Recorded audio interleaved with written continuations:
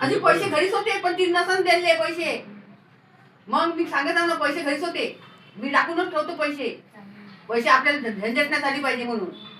मग मी पैसे घरी होते, तिला सांगितलं होतं का बाई पैसे नाही तर राहुलने म्हणलं नेऊन देतो म्हणलं ऑफिसामध्ये पैसे म्हणून. असं झालं ते. मला काही टाइम भेटला नाही.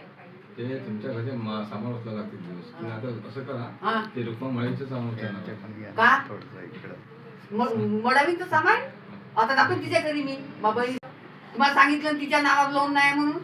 तिच्या नावावर लोन आहे पण पैसे तिने घेतले ना. बघा का म्हणतो तुम्ही असं नाही शकत माझ्या नावाने लोन नाही. नाही तिच्या नावावर लोन तुमचे म्हणजे डोनरकडे पैसे घेतले ना. ते तुमचं शेवट नंतर काय पार्ट आहे.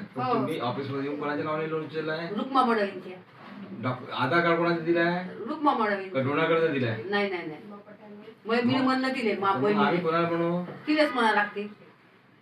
मी म्हणलं होतं तिले म्हणलं ते झंझट नाही झाली पाहिजे. त्यांना सांगून द्या म्हटलं. हो पैशाचं आता सांगतो जातो तिच्या घराकडे.